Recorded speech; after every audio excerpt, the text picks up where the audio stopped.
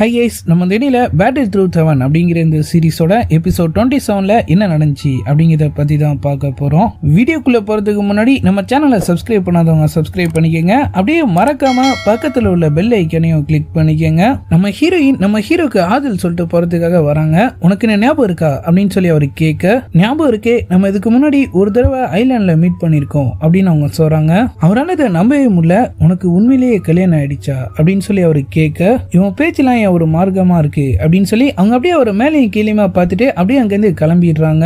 இந்த சம்பவம் நடந்து இப்ப ரொம்ப நாள் ஆயிட்ட மாதிரி காட்டுறாங்க. நம்ம ஹீரோ அவர் வீட்டுல இருந்த பசங்க எல்லாருக்கும் ட்ரைனிங் கொடுத்துட்டு இருக்க, அவர் அம்மா சைட்ல உட்காந்து அப்படியே ரிலாக்ஸா அது எல்லாத்தையும் அப்படியே கேட்டுட்டு இருக்காங்க. சரி, ரொம்ப குளிரா இருக்கு, நீங்க போய் உள்ள படுத்துக்கங்கம்மா அப்படின்னு சொல்லி அவர் அப்படியே அவங்கள எழுப்ப, அவங்க கிட்ட எந்த அசைவுமே இல்ல. நம்ம ஹீரோ திரும்பவும் அப்படியே சோகத்துக்கு போயிடுறாரு. அவங்க கையெடுத்து அப்படியே ஒரு கன்னத்துல வச்சுட்டு அவர் அப்படியே ஃபீல் பண்ணிட்டு இருக்க, என்றனும் அவரும் இப்ப தனியா உட்கார்ந்துட்டு இருக்கிற மாதிரி காட்டுறாங்க. என்னால அதை நம்பவே முடியல.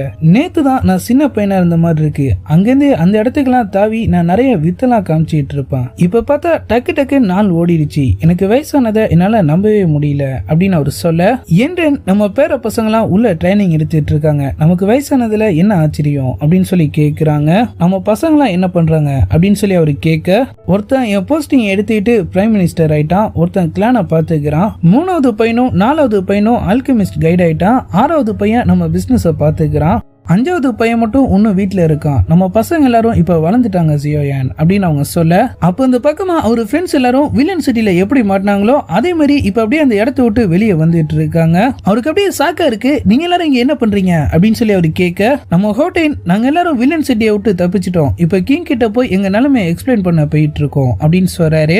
என்னைய நீங்க யாரும் கூப்பிடல அப்படின்னு சொல்லி அவரு கேட்க, ஏன்னா நீ ஒரு தோத்து போனவன், எங்க எல்லாரையும் விட்டுட்டு நீ பயந்து ஓடிட்ட, உன்னைய நாங்க கூப்பிடணும் அப்படின்னு சொல்லிட்டு அவங்க அப்படியே அங்கிருந்து நடக்க ஆரம்பிச்சிடுறாங்க. என்னைய உங்க கூட கூட்டு போங்க அப்படின்னு சொல்லி அவர் அப்படியே அவங்க பின்னாடியே போக ட்ரை பண்ண, சின்ன பசங்க கூட போய் என்ன பேசிட்டு இருக்க அப்படின்னு சொல்லி என்றன் அவர் அப்படியே தடுத்து நிறுத்திடுறாங்க. இது எதுவுமே உண்மை இல்ல, நீ போய் சொல்ற, எனக்கு ஒன்னும் வயசு ஆகல, எந்த பசங்களும் இல்ல, எந்த பேர பசங்களும் இல்ல, நான் அவங்க கூட போய் ஆகணும் அப்படின்னு சொல்லி அவர் அப்படியே அவங்கள தள்ளி விட்டுட்டு நேரா போய் நம்ம ஜியோ சுனரை கூப்பிட, அவங்க திரும்பி பார்த்தா அவங்களுக்கு மூஞ்சே இல்ல. அவர் அப்படியே பயந்து போயிடுறாரு. லைட்டா அவர் அப்படியே கண் முழிச்சு பார்க்க, சோல் டிஸ்ட்ராயர் இப்ப அவர் முன்னாடி நின்னுட்டு இருக்கான். என்ன இந்த லைஃப் உனக்கு பிடிச்ச மாதிரி நல்லா பீஸ்ஃபுல்லா இருந்துச்சா, உனக்கு வேணும்னா சொல்லு, நான் இதையே நிஜமாக்குறேன் அப்படின்னு அவன் சொல்ல, இல்ல இதுக்கு வாய்ப்பே இல்ல, இது எல்லாமே ஒரு இலியூஷன் தான் அப்படின்னு அவர் சொல்றாரு. எதை இலியூஷன் சொல்ற, வில்லன் சிட்டில நீ மாட்டிட்டு இருக்கிறதா, இல்ல இங்க இருக்கிறதா, இல்ல ஃபியூச்சர்ல அந்த மாதிரி வாழ போறதா, எல்லாமே ஒண்ணுதான், நல்லா யோசிச்சுக்க, இதான் உனக்கான கடைசி வாய்ப்பு அப்படின்னு அவன் சொல்ல, நம்ம ஹீரோ இப்ப வில்லன் சிட்டியோட ஹெட்டை பார்க்க வராரு. இன்னைக்குதான் என்னோட கடைசி மேட்ச் அப்படின்னு அவர் சொல்ல, நான் எதிர்பார்த்ததை விட நீ ரொம்பவே ஸ்ட்ராங்காவும் பவர்ஃபுல்லாவும் இருக்க, இப்பவும் நீ வெளியே போகணும்னு தான் ஆசைப்படுறியா அப்படின்னு சொல்லி அவங்க கேக்குறாங்க. நம்ம ஜியோயானும் ஆமான்னு சொல்றாரு. வெளி உலகத்துல எனக்குன்னு சில ஃப்ரெண்ட்ஸ் இருக்காங்க, இந்த இடத்துக்கு வந்து பெட்டிங் பண்ணி ரிலாக்ஸ் பண்ணிட்டு போறது அவங்க வழக்கம், கோழி சண்டையிலாம் பெட் கட்டி அவங்களுக்கு போர் அடிச்சிருக்கும்ல, மனுஷங்க ஒருத்தர் அடிச்சிட்டு சாகுற மாதிரி வருமா அப்படின்னு சொல்லி அவர் கேட்கிறாரு. ஒருத்தவங்களுக்கும் அவங்களுக்கு ஏத்த மாதிரியான லெவல்ஸ் இருக்கு, ஆனா நீ என் ஃப்ரெண்ட்ஸை ரொம்பவே டிசப்பாயிண்ட் பண்ணிட்ட, அவங்களுக்கு வேணுங்கிறதுலாம் சாவு மட்டும்தான், பேட்டில் ஃபீல்ட்ல கண்டிப்பா ஒருத்தன் செத்தே ஆகணும், சிம்பத்திங்கிறது வில்லன் சிட்டியோட ரூல்ஸுக்கு ஒத்தே வராது அப்படின்னு அவங்க சொல்ல, என்னத்த பெரிய ரூல்ஸ், மாஸ்க் மாட்டிட்டு ஒருத்தனை அடிச்சிட்டு சாகணும் அவ்வளவுதானே அப்படின்னு சொல்லிட்டு அவர் அப்படியே அவங்க முகத்தை பார்க்க வர, அவங்க டக்குன்னு அப்படியே ஒரு கையை பிடிச்சிடுறாங்க. இந்த மாஸ்க்கு பின்னாடி யார் இருக்கான்னு தெரிஞ்சுக்கலாமா அப்படின்னு சொல்லி அவரு கேட்க, அவங்களும் அப்படியே அவரையே குறுகுறுன்னு பார்த்துட்டு அவரு கையையும் அப்படியே விட்டுடுறாங்க. ஆனா நம்ம ஹீரோ மாஸ்கை கழட்டாம நான் பேட்டில் ஃபீல்ட்ல பாக்குறேன் அப்படின்னு சொல்லிட்டு அப்படியே அங்கிருந்து கிளம்பிடுறாரு. மேட்ச் இப்ப ஸ்டார்ட் ஆயிடுது. சண்டை ஆரம்பிச்ச கொஞ்ச நேரத்திலேயே நம்ம ஜியோயான் அவரோட கத்தி எடுத்து ஆப்போனன்ட் கழுத்திலேயே வச்சிடுறாரு. நீ தோத்துட்ட, நான் உயிரோட இருக்கிற வரைக்கும் நான் என் தோல்வியை ஒத்துக்க மாட்டேன் அப்படின்னு சொல்லிட்டு அவன் டக்குன்னு அவர் அப்படியே அட்டாக் பண்ண ஆரம்பிச்சிடுறான். அவனோட ஈட்டி நம்ம ஹீரோ சோல்டரை கிழிச்சிருது. அவன் அப்படியே அவரை அடிச்சு பறக்க விட, சோல் டிஸ்ட்ராயர் அப்படியே ஒரு கழுத்தை பிடிச்சி அப்படியே நெருக்க ஆரம்பிச்சிடுறான். ஏன் இந்த மாதிரி பண்ண அப்படின்னு சொல்லி அவன் கேட்க, ஏன்னா நான் முடிவு பண்ணிட்டேன், இனிமே நான் உனக்கு அடிமையா இருக்க போறது இல்ல அப்படின்னு அவர் சொல்றாரு. எனக்கு அடிமையா இருக்கிறதுல என்ன தப்பு, நான் உனக்கு எல்லாமே தருவேன், சோலாலிக்கே நீ மாஸ்டர் ஆகலாம், ஃபைட் குயில நீ தான் பெஸ்டா இருப்ப அப்படின்னு அவன் சொல்ல, நம்ம ஜியோயான் அவரோட ஸ்வாட் எடுத்து அப்படியே அவன் நெஞ்சிலே அப்படியே சொருகிடுறாரு. அவன் இதை கொஞ்சம் கூட எதிர்பார்க்கவே இல்லை. அவன் அப்படியே கீழே உழுக கருப்பு உருவமா இருந்த அவனோட முகம் இப்போ நம்ம ஹீரோவோட முகமா மாறிடுது. நீ சோல் டிஸ்ட்ராயர் இல்ல அப்படின்னு அவர் சொல்ல, ஆமா நான் சோல் டிஸ்ட்ராயர் இல்ல, நான் தான் நீ தான் நான் அப்படின்னு அவன் சொல்றான். ஜியோயான் கங்க்ராச்சுலேஷன், நீ உன்னோட முதல் பலியா நீ உன்னைய கொல்ல போற அப்படின்னு சொல்லி அவன் அப்படியே சிரிச்சிட்டு இருக்க. என் டீச்சர் சொல்லியிருக்காரு, உலகத்திலேயே ரொம்பவே கஷ்டமான விஷயம் நமக்குள்ள இருக்கிற டீமனை கொல்றதான்னு. எனக்கு அது இப்பதான் புரியுது. நீ சோல் டிஸ்ட்ராயர் ஆயிரு இல்ல ஜியோயான் ஆயிரு, உன்னை காலி பண்றதுதான் அப்படின்னு சொல்லிட்டு அவர் அப்படியே உன்னை போட்டு தல. நம்ம ஜியோயான் மட்டும் இப்ப இந்த இடத்துல தனியா நின்னுட்டு இருக்கிற மாதிரி காட்டுறாங்க. அவருக்கு என்ன பண்றதுன்னே தெரியல. அவர் அப்படியே ஒரு கையை பார்த்துட்டு நம்ம கிராண்ட் மாஸ்டர் கூப்பிட்டு கத்த, ரிங்குள்ள இருந்த அந்த பாலைவன மாதிரியான இடத்துக்கு இப்ப ஒரு திரும்பவும் வந்துடுறாரு. தேடி கண்டுபிடிச்சி அங்கிருந்த ஒரு பால் அடைஞ்ச வீட்டோட கதவை திறக்க உள்ள நம்ம கிராண்ட் மாஸ்டர் உட்கார்ந்துட்டு இருக்காரு. கதவை சாத்திட்டு வா அப்படின்னு அவர் சொல்ல, நம்ம ஹீரோவும் டக்குன்னு அப்படியே கதவை க்ளோஸ் பண்ணிடுறாரு. அவர் ஏதோ ஒரு நெருப்பை பாதுகாத்துட்டு இருக்கிற மாதிரி தெரியுது. ஒரு வழியா வந்துட்டியா, இந்த கொஞ்சம் சூப் சாப்பிடு அப்படின்னு அவர் சொல்ல, நம்ம ஜியோயான் டக்குன்னு அப்படியே ஒரு முன்னாடி மண்டிட்டு, நான் தப்பான பாதியில போயிட்டேன் மாஸ்டர், என்ன மன்னிச்சிடுங்க அப்படின்னு சொல்றாரு. அப்ப திரும்பவும் அப்படியே அந்த கதவு திறந்துக்குது. டேய் கதவு சாத்து. நம்ம ஹீரோவும் அப்படியே பாஞ்சு போய் கதவை சாத்திட்டு வந்துடுறாரு. இந்த நெருப்பு என்னன்னு தெரியுமா, இதான் அவன் உயிர் அப்படின்னு சொல்லிட்டு அவர் அப்படியே அதை அணையாம பார்த்துட்டு இருக்க. அவரு கையில இருந்த காயத்தெல்லாம் அவர் அப்படியே நோட் பண்றாரு. கிராண்ட் மாஸ்டர் உங்களுக்கு என்னாச்சு? அது ஒண்ணும் இல்ல, எதனால இந்த இடத்துல இப்படி புயல் அடிச்சிட்டு இருக்குன்னு உனக்கு தெரியுமா? ஏன்னா நீ ஈவில் பாத்துல போயிட்டு இருக்க. இது எல்லாமே உன்னோட ஈவில் ஆரா. இதுல கோவப்படுறதுக்கு ஒண்ணுமே இல்ல.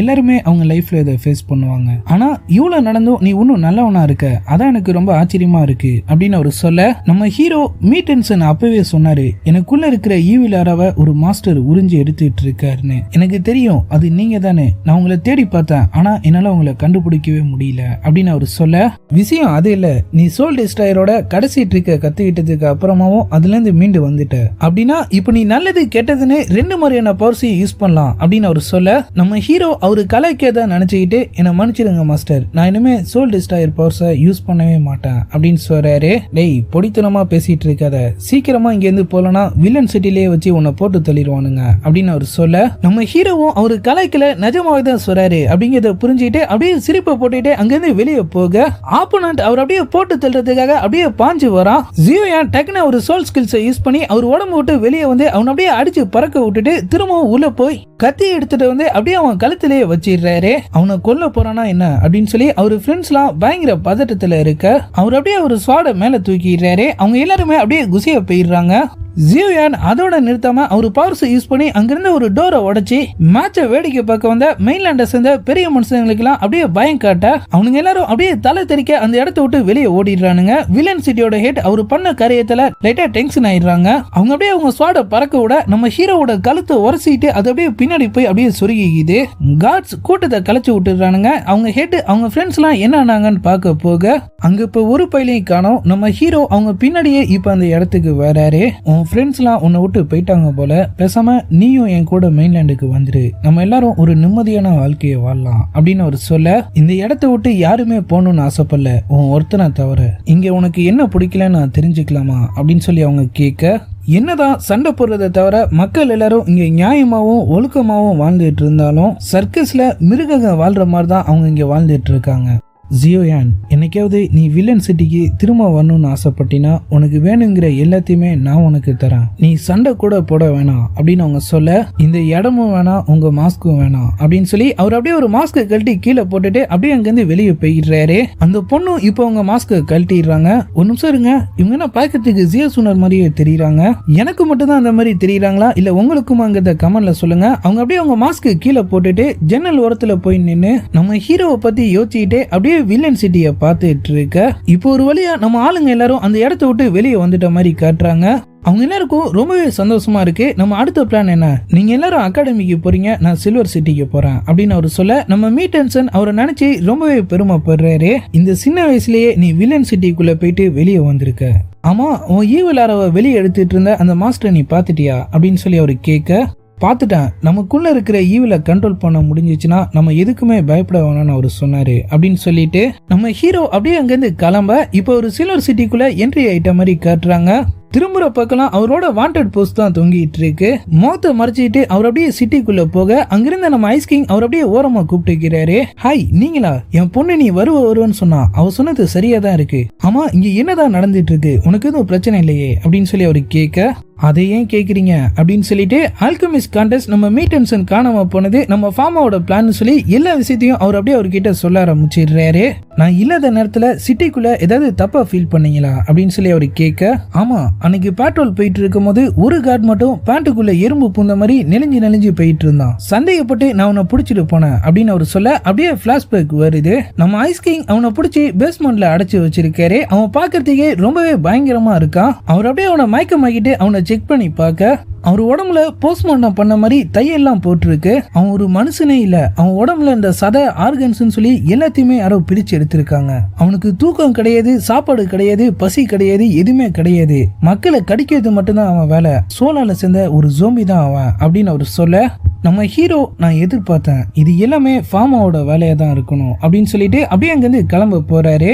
மருமகனே நில்லுங்க, இவ்வளவு ஆபத்தான ஒரு இடத்துக்கு நான் உங்களை அனுப்பி வைக்கிறேங்கிற விஷயம் மட்டும் என் பொண்ணுக்கு தெரிஞ்சிச்சு அவன் என்ன கொன்னுடுவா. உங்களுக்காக நான் போய் ஃபார்மாவை பிடிச்சிட்டு வரேன் ஐஸ் கிங். ஆனா அது ரொம்பவே ஆபத்து. உன் நன்றியெல்லாம் என் பொண்ணை சந்தோஷமா பாத்துக்கிறதுல காட்டு அப்படின்னு சொல்லிட்டு அவர் அப்படியே அங்கிருந்து கிளம்ப ஃபார்மாவோட இடத்துல ஜோம்பிஸ்க்குலாம் நடக்க ட்ரைனிங் கொடுத்துட்டு இருக்கானுங்க. நம்ம ஹாயும் கூட்டத்தோட கூட்டமா அப்படியே உள்ள கலந்துடுறாரு. டேய் நில்றா, அங்கிருந்த ஒரு இன்னொரு கார்டு கிட்ட 30 ஜோம்பி தானே வருதுன்னு சொன்ன, இதுனா 31 அப்படின்னு சொல்லி கேட்க, யா அப்படின்னு சொல்லி கத்திட்டு அவர் அப்படியே அவங்க 2 பேரையும் அடிச்சு போட்டுறாரு. அங்கிருந்த ஒரு ஜோம்பியும் அவர் அப்படியே அட்டாக் பண்ண வருது. நம்ம ஐஸ் கிங் அவரோட சாதா பவர் எதுவும் அது கிட்ட வேலை செய்யல அப்படின்னு சொல்லி ஸ்பெஷல் பவர் போட்டு அதை அப்படியே காலி பண்ண, இப்போ இந்த இடத்துக்கு இன்னும் 2 பேர் வரானுங்க. வாங்கடா வாங்கடா, எத்தனை பேர் வேணாலும் வாங்கடா, இன்னும் ஒரு 2 பேரு, இன்னும் ஒரு 2 பேரு அப்படின்னு சொல்லி அப்படியே வந்துகிட்டே இருக்க, போதுண்டா நான் சரண்டர் ஆயிடுறேன் அப்படின்னு சொல்லிட்டு அவர் அப்படியே கையை தூக்கிடுறாரு. கார்ட்ஸ் அவரை பிடிச்சி ஃபார்மா கிட்ட கூட்டு போயிடுறானுங்க. ஃபார்மா ரொம்ப சாதாரணமா வயசான காலத்துல உனக்கு ஏண்டா இந்த வேலைலாம், சாப்பிட்டோமா தூங்கினோமான்னு இருக்கலாம்ல அப்படின்னு சொல்லி கேட்க, என்ன பண்ண சொல்றீங்க ஸ்டேட் டீச்சர், என் பொண்ணு ஒருத்தனை லவ் பண்றா, அந்த பையனுக்கு நீங்க வேணுமா? குரங்குக்கு வாக்கப்பட்டா மரத்துக்கு மரம் தாவி தானே ஆகணும், அதான் நான் இங்க வந்தேன். உன் பொண்ணோட லவ்வரா யாரு? ஜியோயானா? அச்சோ, அதை மட்டும் கேட்காதீங்க, அதை என்னால சொல்ல முடியாது. நான் வேணா என் ஃபேமிலி ட்ரெஸரை உங்ககிட்ட தந்துடுறேன், என்ன விட்டுருங்க, இதோ இங்க தானே எங்கேயோ வச்சேன் அப்படின்னு சொல்லி அவர் அப்படியே அதை தேடுற மாதிரி சட்டைக்குள்ள கையை விட்டு ஒரு பெரிய ஸ்வாட் எடுத்து அப்படியே ஃபார்மா நெஞ்சிலேயே சொருகிடுறாரு. அவனும் அப்படியே செத்துறான். காட்ஸையும் அடிச்சு போட்டுட்டு வேலை முடிஞ்சிச்சு ஃபார்மா, இப்ப நீ எனக்கு சொந்தம் அப்படின்னு அவர் சொல்ல, நலநெல்ற கூட்டிட்டு இன்னொரு ஃபார்மா இப்ப இந்த இடத்துக்கு வராரு. என்னடா நீ 2 இடத்துல இருக்க, பத்ததுக்கு நலநெல்ரோட டெட் பாடி வரையா? பரவாயில்ல இருக்கட்டும், ஒரு வாட்டி உன்னை கொன்ன எனக்கு திரும்பவும் கொல்றது ஒன்றும் கஷ்டம் இல்லை அப்படின்னு சொல்லிட்டு அவரு திரும்பவும் அவன் கூட சண்டை போட்டு ஃபார்மா அப்படியே காலி பண்ணா. நலநெல்ரோட டெட் பாடி அவரு கூட சண்டை போடுது. ரொம்ப கஷ்டப்பட்டு அதையும் அப்படியே அடிச்சு காலி பண்ணிட்டு, எப்படி 2 ஃபார்மா இருக்கான், ஆனா 2 பேர்கிட்டே இருந்த ஃபைட் எனர்ஜி ஒரிஜினல் மாதிரியே இருக்கு அப்படின்னு சொல்லிட்டு அவர் அப்படியே பக்கத்து ரூம் போய் பார்க்க அங்கேயும் ஒரு ஃபார்மா உட்காந்துட்டு இருக்கான். ஐஸ் கிங், பரவாயில்லையே, ஒரு வழியா நான் கண்டுபிடிச்சிட்டேன். டேய் எத்தனை ஃபார்மா தாண்டா இருப்பீங்க? அவரோட சோல்ஜர்ஸ் ஜோம்பிஸ் எல்லாம் சேர்ந்து அவர் அப்படியே சுத்தி வளைக்க, இதுக்கு மேலேயே நல்லா சண்டை போட முடியாது அப்படின்னு சொல்லி அவர் அப்படியே அவங்க கிட்ட சரண்டர் ஆயிடுறாரு. ஃபார்மா ஆபரேஷன் தியேட்டருக்கு கூட்டிட்டு போய் அவர் அப்படியே லாக் பண்ணி வச்சிடறான். இன்னும் கொஞ்ச நேரத்துல நீயும் என் ஜோம்பியா மாற போற, அதை நானே என் கையால பண்ணுவேன் அப்படின்னு அவன் சொல்ல, போடா ஆம்பளை பொறுக்கி, நீ ரொம்ப பேசுற அப்படின்னு சொல்லி ஃபார்மா அப்படியே சிரிச்சுக்கிட்டே அவர் வாயை கட்டிடுறான். வேலையை ஆரம்பிக்கலான்னு போக அவர் பாக்கெட்ல இருந்த விசில் அவன் கண்ணில் படுது. அப்போ அவன் கூட வேற யாராவது வந்திருக்காங்களா, யாரு ஜியோயானா அப்படின்னு சொல்லிட்டு அவன் அப்படியே அதை ஊதி பார்க்க, வெளியிருந்த நம்ம ஹீரோ ஐஸ் கிங் தான் அவரை கூப்பிடுறதா நினைச்சு அப்படியே பாஞ்சு குதிச்சு அப்படியே உள்ள வந்துடுறாரு.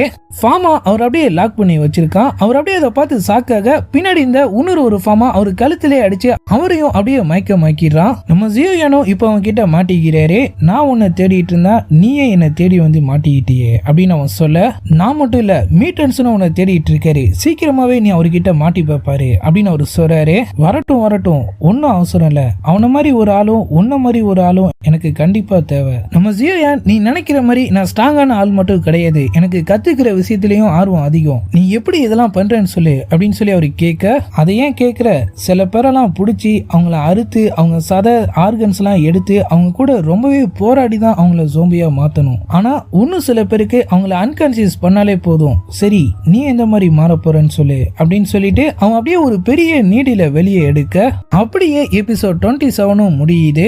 இதுக்கப்புறம் என்ன நடந்துச்சு, எப்படி இந்த இடத்துல இத்தனை ஃபார்மா சுத்திட்டு இருக்கானுங்க, நம்ம ஹீரோவும் ஐஸ் கிங்கும் அவங்க கிட்ட இந்த மாதிரி வசமா மாட்டிக்கிட்டாங்களே, அவங்க எப்படி இனிமே இங்க இருந்து தப்பிக்க போறாங்க அப்படிங்கறதெல்லாம் நம்ம நாளைக்கான வீடியோவை பார்த்து தெரிஞ்சுக்கலாம். அது வரைக்கும் குட் பை.